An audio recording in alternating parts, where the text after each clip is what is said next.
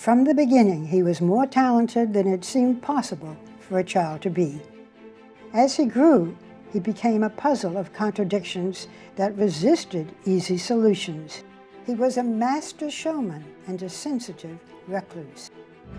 Who was Michael Jackson? What drove him? What really killed him? Who was the real Michael Jackson? Gary, Indiana, Michael Jackson's home, was a tough, racially segregated, working-class city dominated by steel mills.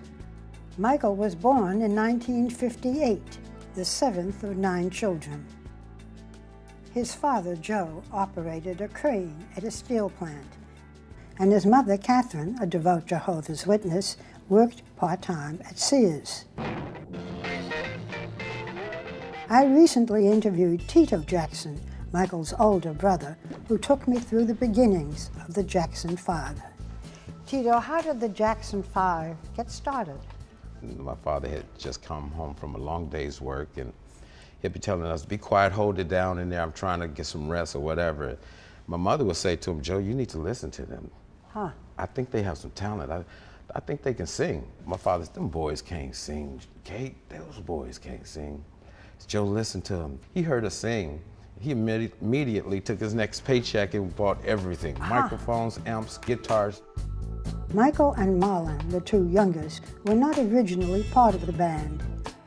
Michael and Marlon were just little bitty babies, and we'll tell them, get out the room, you're too young to be in the group, you're too young, you're too young. Michael performed one day at this elementary school, and his performance was so brilliant. We were looking at each other going like, is that it? We couldn't believe it was our brother. Is that one of us? Yeah. We never knew he could sing like that. Huh. We rushed him home and told him, of course, you're in the group. Can I be in the group? Yeah, you're in the group, Mike, you in the group. You too, Marlon, you too. Joe Jackson had always wanted to be a professional musician. He had hoped his own talent would pull the family out of poverty, but it hadn't.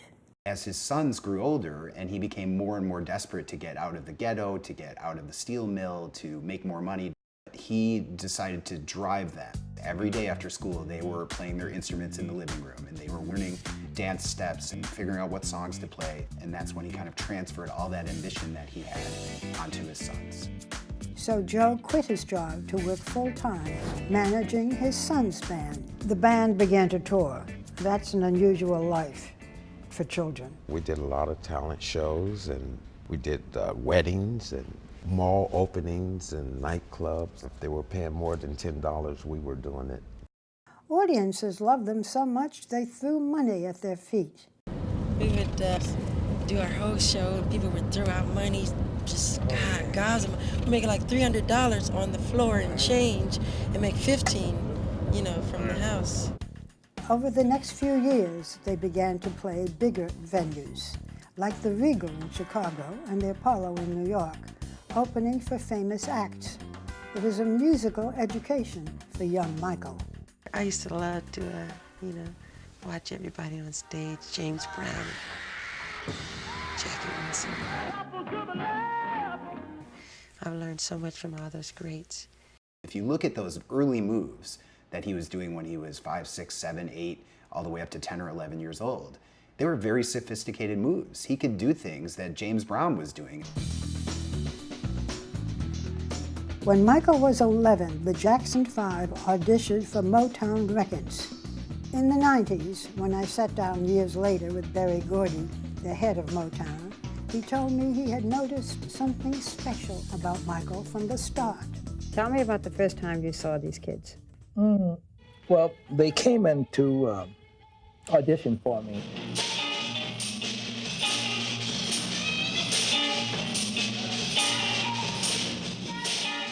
This kid was interesting to me because he did his thing and he was just dancing and singing and doing all that stuff. But he had a knowingness about him that the other kids didn't seem to have.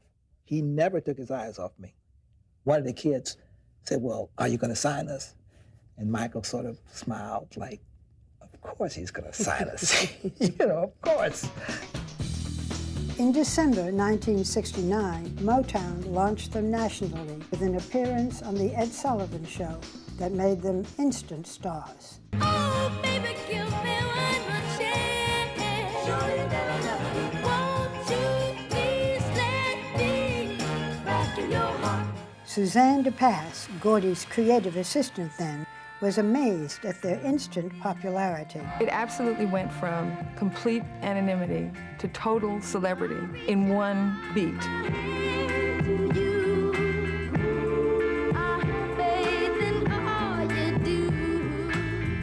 The first time we got off the plane in Philadelphia for their first concert, they got mobbed, and it never changed.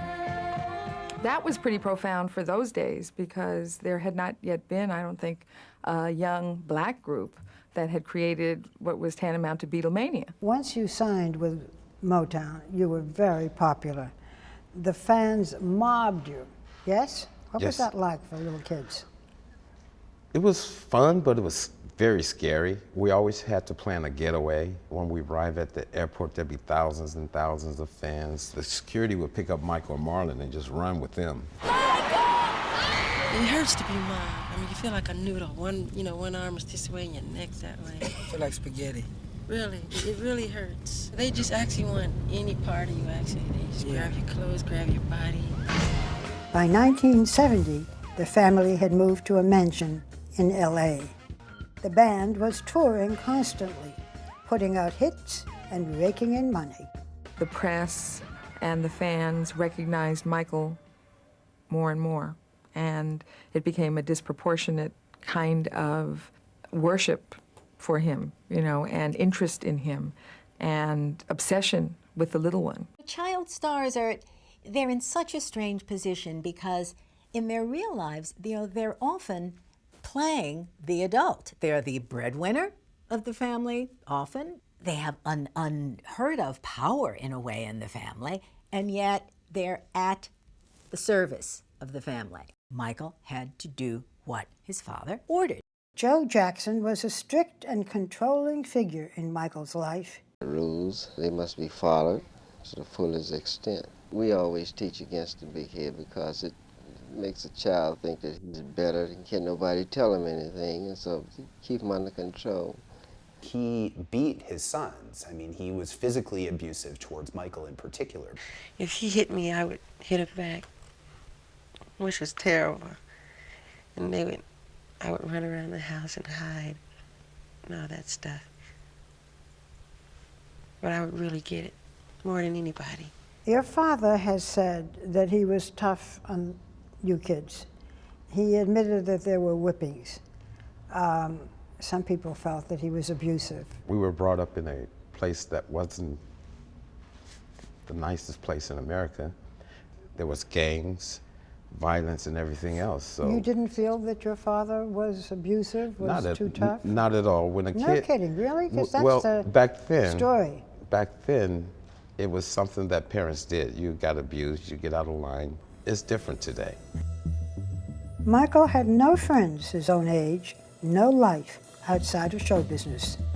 Over time, the once playful and confident child became a shy and awkward teen, plagued with acne and insecure about his looks.